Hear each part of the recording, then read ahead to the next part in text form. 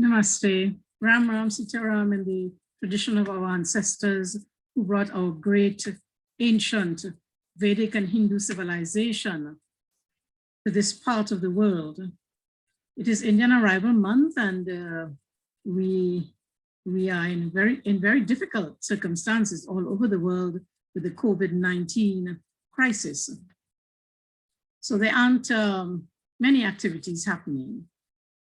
Today I want to read a little bit from Journey of an Immigrant. This is by Saisnath Baijoo. Mr. Baijoo comes from Trinidad, was born in Trinidad, and he followed the American dream. In a review written about his work by Pandita Dr. She quotes, from the book where it says, and I quote, "Do not forget your roots and your culture. Do not be a living dead in America. Make a meaningful impact on the American society," end of quote. This was advice given to Mr. Saisnath Baijoo as he traveled from Trinidad to America. And his book is such an exciting firsthand account, of his experiences. His memories from India to Trinidad and then moving to America. Now, at first he was a pharmacist in Trinidad, and a month after 9/11 happened, he made his journey to America after he was held up at gunpoint during a robbery. He had a near-death experience, which, called him to look at pursuing his career in pharmacy in Florida, leaving Trinidad because of the violence.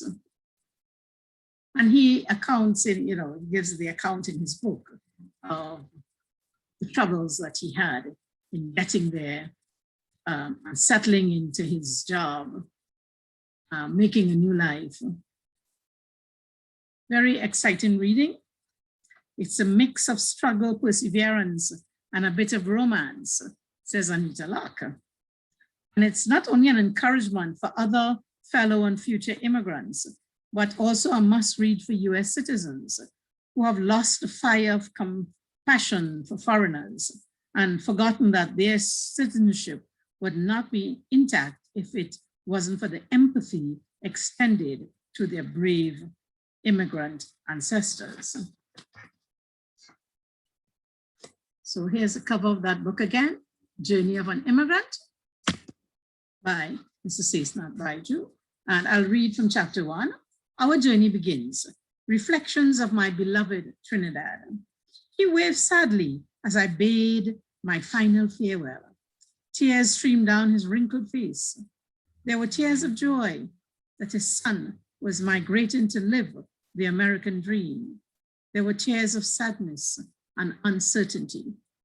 He pondered whether he would live to see his son again. He hugged me tightly with his fragile yet robust body.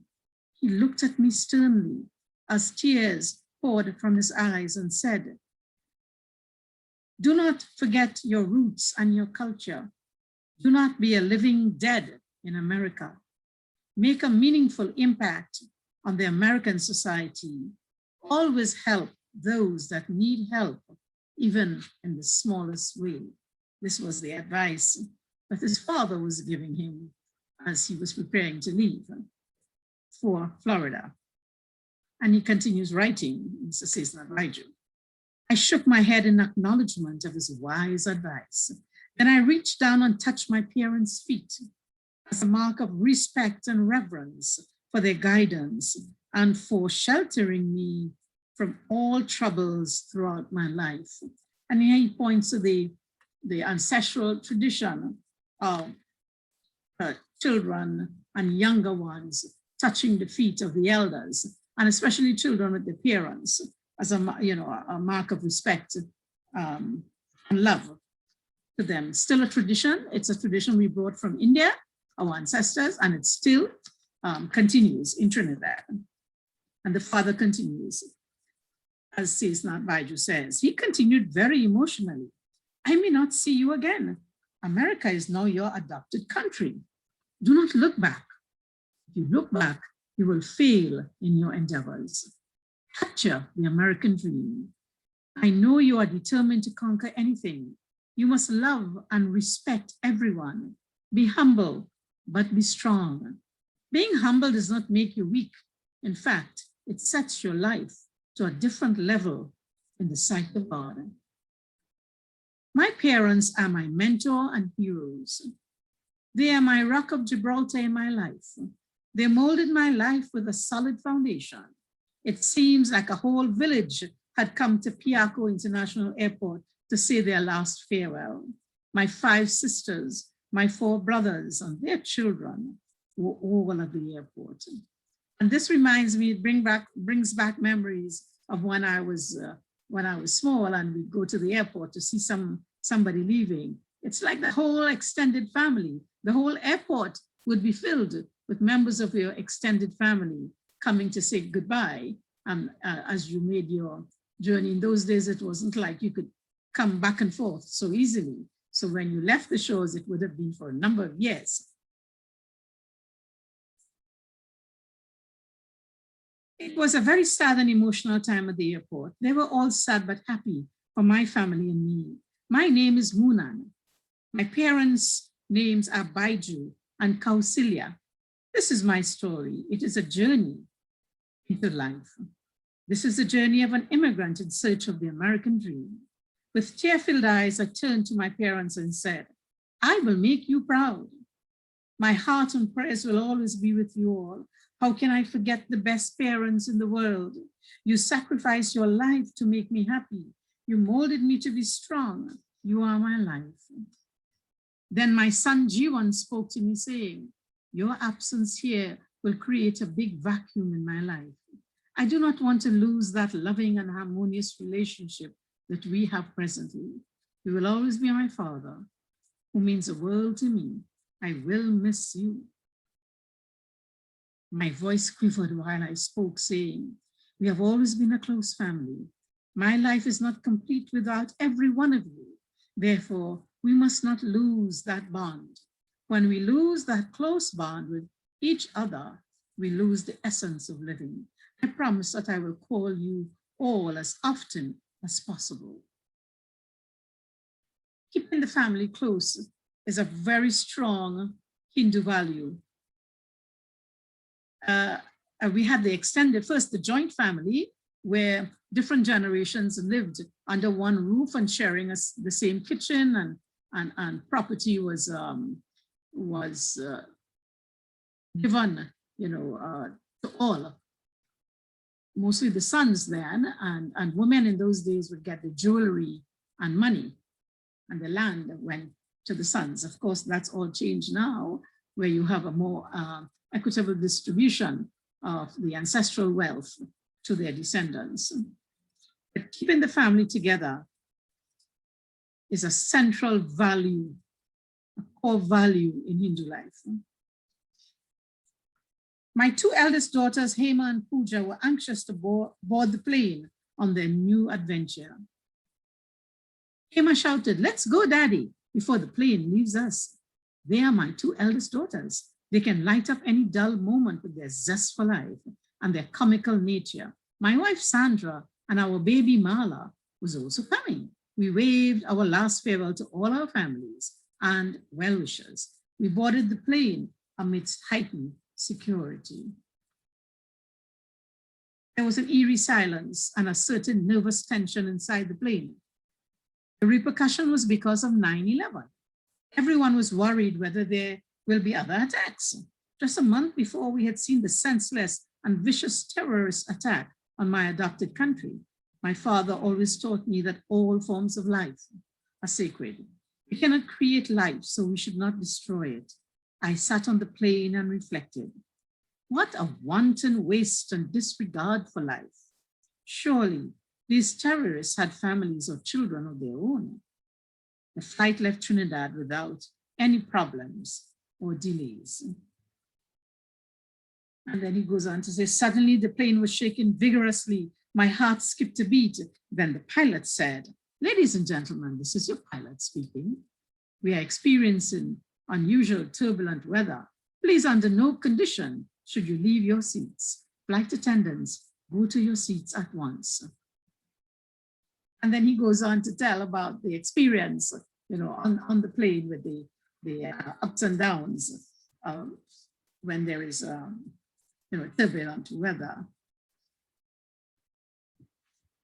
I want to go on to, I've taken some notes here. I'll go to page 79.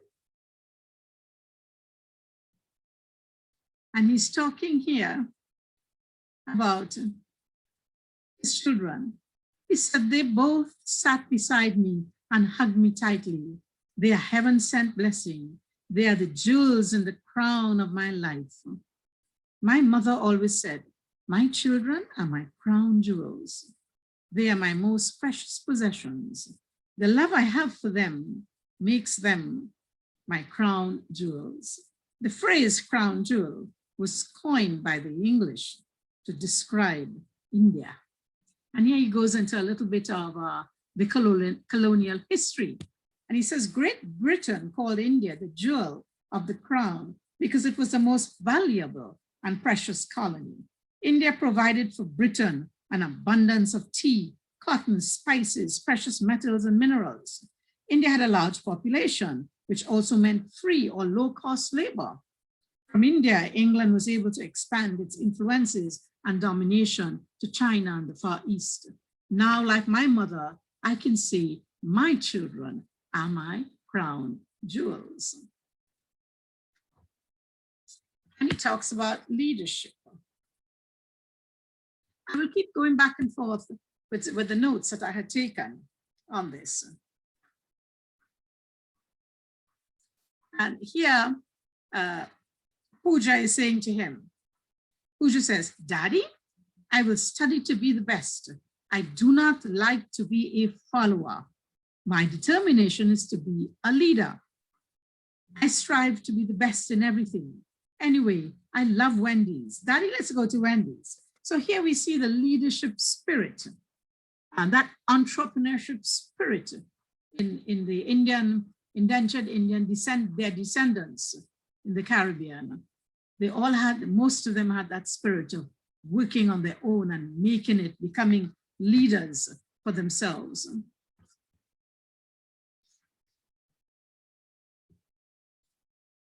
And he goes on to talk about during a part where he's in the hospital. He says, during our stay at the hospital, this is on page 89, during our stay at the hospital, we were visited by two officers. Their line of questioning made me feel like I was guilty of a crime. And this is after, he's talking about an accident that they had earlier.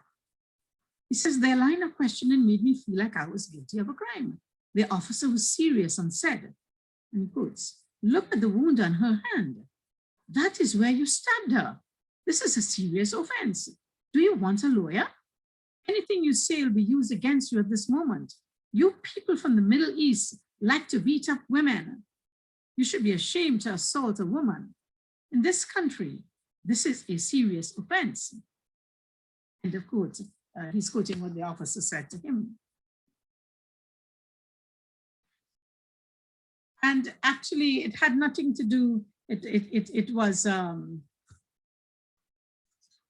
from an accident that they had earlier, and nothing to do with his wife, with him beating up his wife.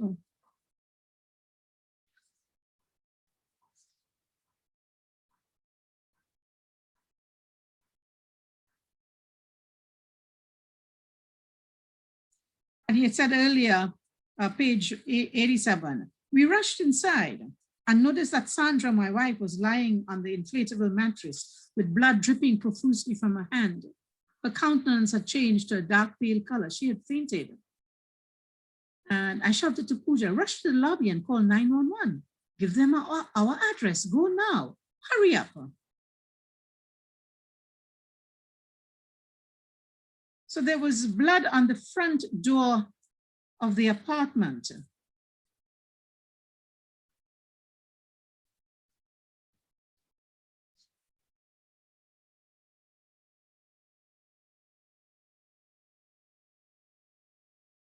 So something has happened at the front door of the apartment.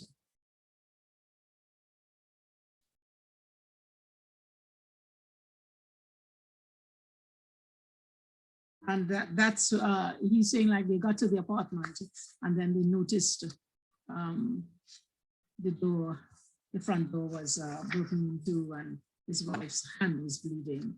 Anyway, later we got to the point of the stereotyping of people who look brown, you know, or black and brown, that we are wife beaters.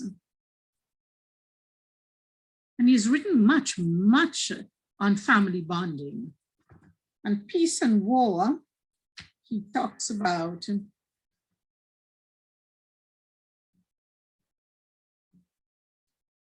my dad had told me, true peace comes from within. When you are at peace with yourself, then you can radiate peace to others. Peace does not come from the barrel of a gun. Mahatma Gandhi was quoted saying, each one has to find his peace from within. And peace to be real must be unaffected by outside circumstances. And Mr. Baijoo is given throughout the book to, you know, given us these nuggets of sayings of other people, showing how much he had read and he knows about, you know, the global situation, global issues. And on the issue of adaptation, you know, he talks about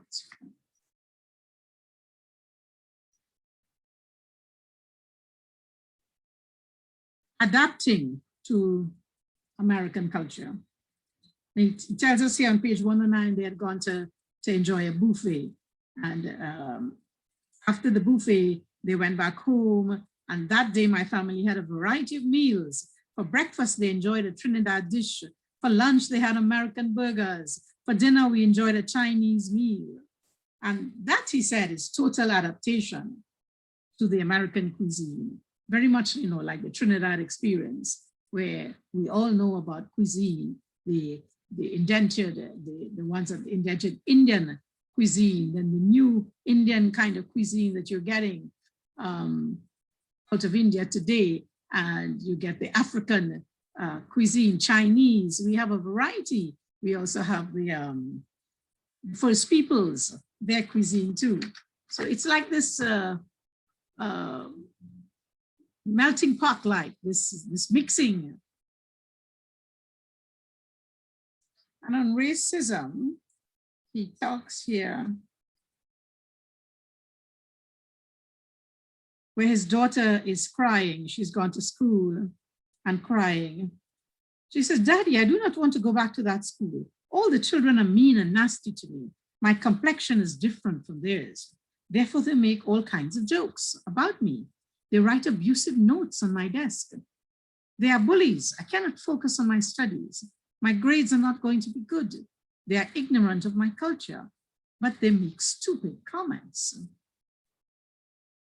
And we see the bullying and the racism that children experience in when different peoples get together. We in Trinidad, we have also experienced the same kind of racism with the different races and peoples that we have here.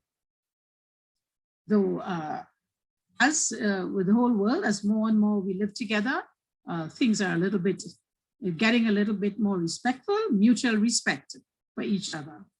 So Mr. Baijoo, when his daughter came crying, you see, he writes, I hugged her and said, you cannot run every time you are bullied or someone does not like you. You cannot change your complexion, but you can show them you are more mature than them. Do me one favor and listen to this. For one term, show them that you are brighter and more intelligent than they are. This was a strategy of adaptation that many Indians also used in Trinidad and the Caribbean. You had to prove yourself by doing extra hard working extra hard at your schoolwork and excelling in scholarship. And on 132, he gives us a little bit about his wife working in a store in Florida and how she had transformed by just being able to go out and work. She had, and this is on page 132, she had that experience of working independently in the store had transformed her to a more outspoken person. She called it woman power and equality. My opinion is better than you. My opinion is better that you can be humble and strong at the same time. She told me bluntly, now I'm working for my own money. Therefore, I want my own bank account. I want to spend my own money. With my salary, I want no one to interfere with my money. And this is very much a female experience with the descendants of indentured Indians. Women are today very independent. They all have, most of them, all those who are working have their own bank accounts and manage their own money. And he talks about husband duties here. I tell you, this book gives you snippets of culture across the board. He had gone to Naples, and he says, after my rewarding visit to Naples, it was time to face reality. This is page 147. All my agonies following my divorce were behind me. The bridge of marriage had been burnt beyond repair. There was no turning back. My mind was now focused to meet my financial commitments and ensure my family was well cared for in my spare time. So here we see him going through the experience of a divorce in Florida. Divorce in our indentured times, earlier times, was very much frowned upon. People were said to be married for life and even into a future 7 lives. Well, that is all changed now, of course. And you do have divorces and separations and so. And I like here how he tells us how he decided consciously that, okay, there's been a divorce. I'm going to make sure I meet my financial commitments to my family. And so he had to get a part-time job. He worked several jobs to be able to do that.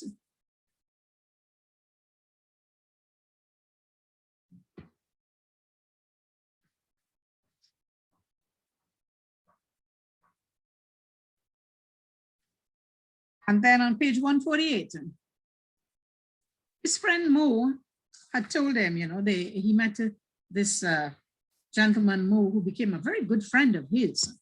And Mo had asked, when is it possible on weekends to go on mini vacations with my children? My last advice to you, my friend, is to look after their spiritual edification.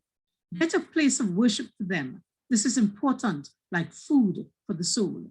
I have the name of a temple in Miami, and my friends there are Raj and Rita. When you have time, visit them soon.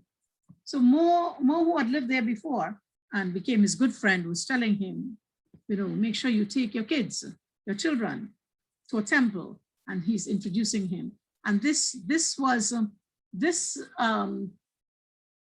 adaptation and the sacred space in your life was central to Hindu adaptation in the Caribbean. And here we see in America, wherever they went, they had to find that sacred space where they could worship, where they could connect. And that could be in their homes. It could be in a temple also. And I go on to where he talks a little bit about cricket. Trinidad, India, Trinidad, we have this big love for cricket. One of the colonial experiences that has remained with us, one that we all love, the cricket match. And on page 168, one of my brothers added, on Sunday, we have a cricket match Father and son will open the game, and that is G1 and Moonan. Be ready to play a good game. A lot of the West Indians that had gone to America, they organized themselves on weekends to play cricket that brought them together, because cricket was not played in America in those days. And they couldn't play the other games, the rugby and the other games of America. So here they ended up resurrecting their own recreation. And they love fishing. Fishing was a big form of recreation in Trinidad also. And he says, and then he talks about like when he is in Trinidad, he's back in Trinidad, and one of his brothers is telling him, guys, you all should get some rest, because tomorrow morning we are taking you all to Cora River. The partying and dancing continued until 2 in the morning. Cora River is a popular place for recreation by a water body. Lots of Indians go to Cora. It's also used for rituals, Hindu rituals that where they need a flowing body of water. Cora is a popular site for that, as other beaches and so on. But going for a line, what in the Trinidad line means, you know, partying and cooking food by the river and just getting your family and friends together. It's a wonderful way to get together.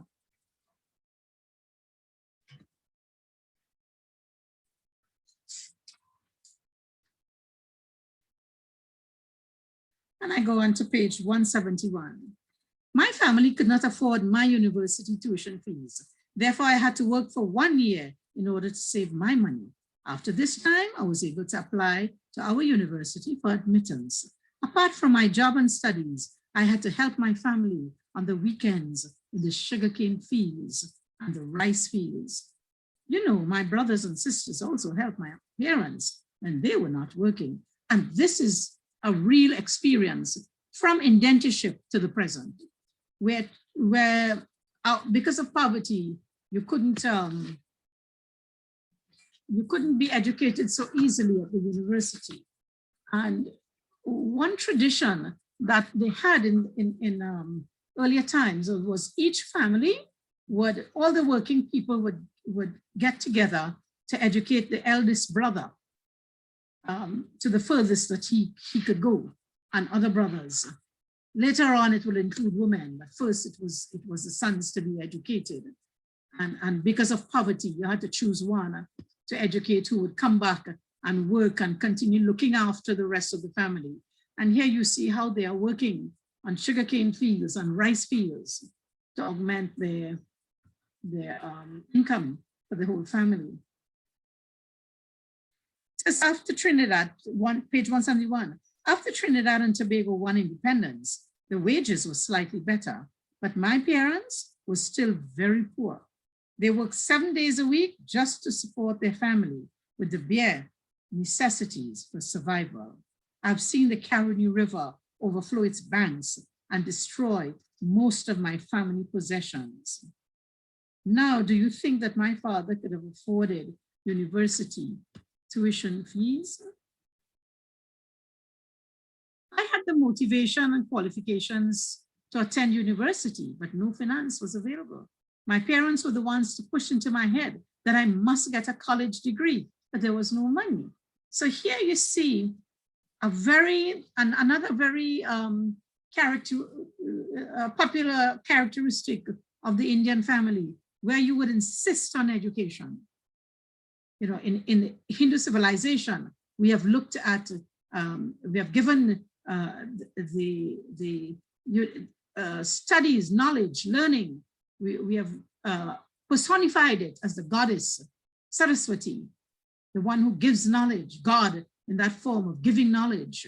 She's a giver of knowledge. And Hindu parents insist on knowledge. There's two kinds of, there are two kinds of knowledge in our tradition. What we call a lower one, which is knowledge of the material world, and a higher knowledge, which is knowledge of the spiritual world.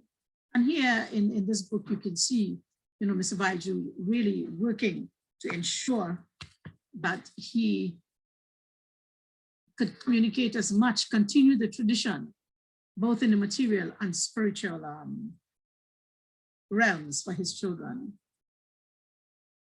As his parents had insisted on his education, so too did he with his children.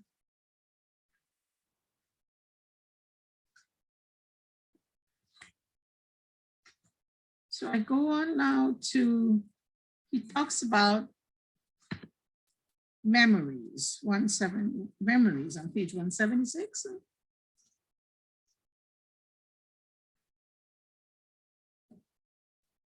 Page 175.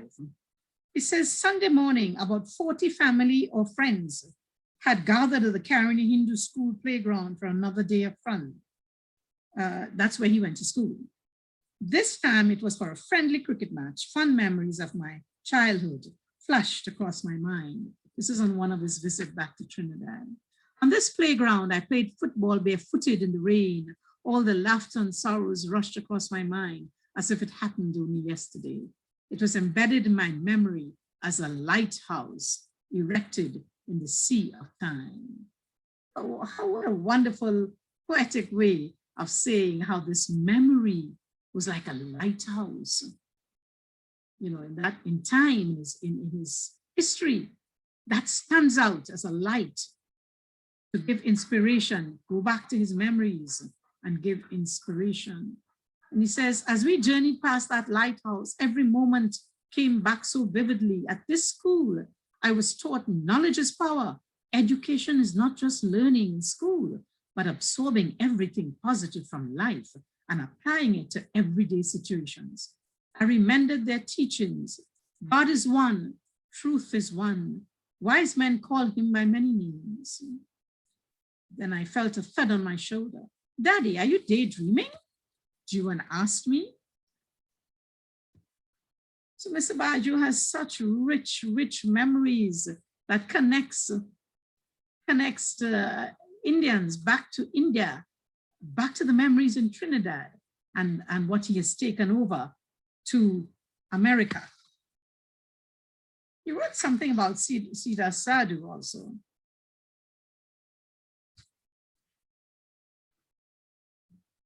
And it's about storytelling. It says on page 180, it was customary that my parents would sit at nights and tell all these incredible stories. There were many of the neighbors' children sitting anxiously to hear that night's story. Storytelling was such a central feature of Indian life. When you lived in a rural setting and everybody around would gather to hear a story. And this is the ancient style of communicating knowledge and the history. We told what happened in the past, and we told that story through storytelling. My father started speaking very softly. Tonight, I'm not going to tell you stories of kings, queens, of princesses, but of a true story that happened in Trinidad. So the father was going to tell them all a true story that happened in Trinidad. He paused to drink some water. Everyone was very quiet. You could have heard a pin drop. He continued, this is my favorite story. It is true. One day, before you return to Florida, you must visit this wonder that was built. It is a struggle of one man against nature and the unfair practices of the British government. His name was Bhai Saisnath Sadhu. Bhai means brother. So Saisnath Sadhu, they call him Bhai Saisnath Sadhu, brother Saisnath Sadhu. His name was Bhai Saisnath Sadhu. He was brought from India as a poor indentured laborer or slave to work on the British sugar plantation or fields. He was born in Banaras, India, on the banks of the Ganges River. The British did not allow the Indians to build Hindu temples or a place of worship on their land, even if the land was useless. The idea was that the Indians, without a place to worship, would eventually convert to Christianity. However, Sadhu decided in his spare time to build a temple by the sea. The land he chose for the temple site was swampy land that borders the seashore. This land was useless to his British masters. He used a bicycle to transport the materials that he needed for his planned project. He carried 2 buckets on the handlebars. On one bucket, he carried cement, and on the other, gravel. After years of physical and financial sacrifice, a beautiful temple emerged from the swampy wasteland. He had built his temple on the seashore. This was his temple on the banks of his Ganges in Trinidad. He planted many different flowers all around the temple. People came from afar to worship or just to view such an incredible feat of one man.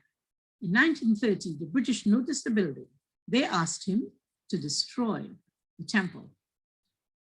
The point, a central point made here is that he built his temple on the banks of his Ganges in Trinidad.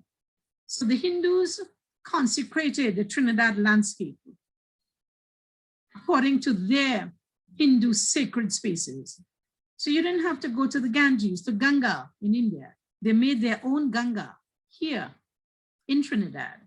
And I remember, you know, the story told, like if you had to go to court to, and you had to swear in court that the ancestors would use a lota, that brass vessel, and they would put water in it. And they would use that, they would swear with that. And that was the Ganges. That is, that water in the lota was equivalent to the Ganges water, sacred waters. So when I go back to the story, page 182, so Mr. Baijoo's father is telling the story. So they had asked Sira Sadhu to destroy the temple. He refused on grounds that he could not desecrate a temple. He said that was holy grounds. He was taken to court and fined $500. In those days, that was a lot of money. He had to pay this money in installments from his meagerly income. In addition, he was imprisoned for 14 days. The British demolished the temple. They had no use for the land. After he was released from prison, he started to build a temple inside the sea. So now he left the land and he went inside the sea. He began the laborious work when the sea tide was low. With his bicycle, he carried gravel and cement every day for years until a magnificent temple emerged from the waters. You see, my children, anything is possible. So Mr. Baijoo's father is telling all the kids, see what this gentleman did. He built this temple, the British broke it down. He went to jail, he had to pay a fine, but he persevered in his vision to get this temple built, and he built it in the sea. So you see, my children, anything is possible. Mr. Baijoo continues writing. You have to focus and sacrifice to accomplish great things in life. With God, anything is possible. Always pray. God is waiting to listen to you. Sri Sadhu died in 1970. Over the years, the temple was reinforced and restored to wondrous beauty. Today, it stands as a symbol of beauty and commitment for a man who dedicated his life so others may benefit from his sacrifice. A statue stands at the entrance of the temple at Sri Siddha Sadhu. He stands as if he's welcoming everyone. Children, when you put your mind, you can achieve the greatest. He left his legacy in this world. Sri Sadhu was not a living dead. In school, if you strive for excellence, the rewards will be great. Now it is time for questions. So see, Mr. Baijoo's father is reminding them, just like Siddha Sadhu was not a living dead, you know, he was not just living, but really dead inside and dead to the world. He was not ill. And this is the advice he gave his son too, that when you go to America, don't be a living dead. You know, carry your culture with you and become alive in your culture. And at the end of the storytelling, there's time for questions and answers. What a wonderful tradition. We have lost this by and large. Marla raised her hand. I continue reading. This is Mr. Baijoo's daughter. Marla raised her hand and said, Nana? That's for grandpa. Nana would be like the mother's father. Nana, can I go and see the temple in the sea? Or was it a story?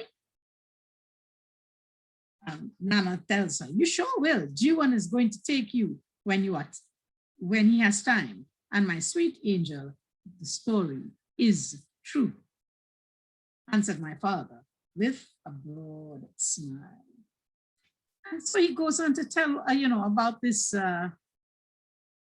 wonderful story and about his roots, his Indian roots, his Hindu roots, having pujas, bringing the family together.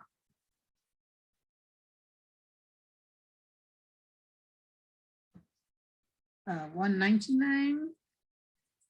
And it's a very exciting story about, the young girls beginning to date, whereas in the earlier tradition, you were not allowed to date. I was not allowed to date. A lot of people, in our times, were not girls and boys. We didn't date. So dating became a new thing now, in America particularly, where everybody does it. So the kids living in there, when they go there, they're also influenced.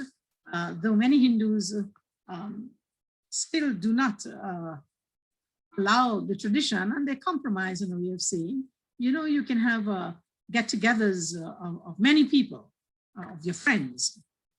So there's a little adjustment in that way.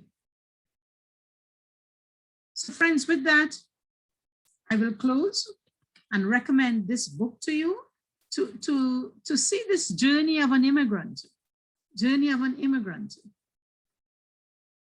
the American dream. Mr. Saisnath Baijoo making that journey, and first with the memories of an India and in his own life in Trinidad, and those memories that he took to Florida to build a new life. He remarried in Florida, made a new family, and of course, like in the Hindu tradition, the family continues, the extended family continues to remain together, even though you are in different countries. They still continue to meet and talk and remain united as one family. And on that note, as we observe, as we live in these very, very tragic times of COVID-19 and losing so many human lives, it's very distressing, but there is strength in our Hindu civilization. There is strength in the storytelling tradition. Go back and read the many great stories we have.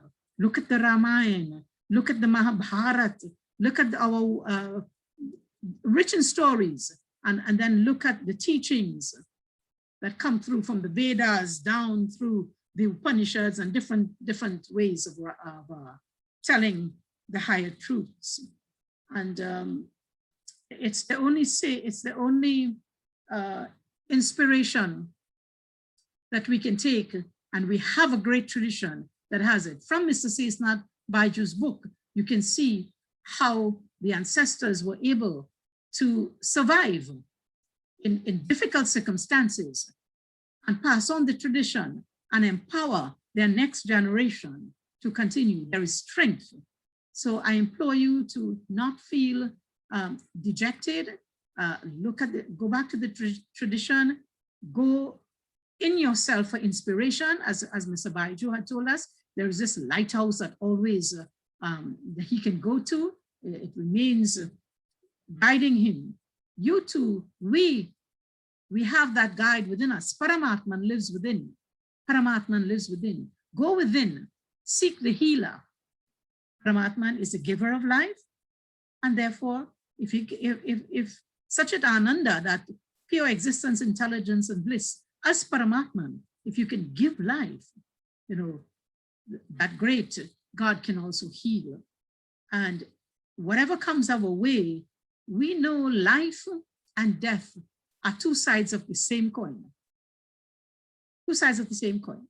We come onto this stage of life through one door, and there's another door waiting for us on the other side of the stage.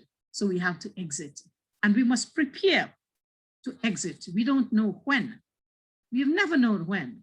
COVID-19 times reminds us even more of the urgency to mentally prepare, spiritually prepare yourself for passage into the other life. Unless you get moksha, where we we don't have to be reborn. But for many of us who have to be reborn and continue this path towards perfection, towards moksha, let's look with a brave spirit. Hindu civilization gives us a brave spirit, a strong spirit. It's not about, nothing about crying and begging and so on.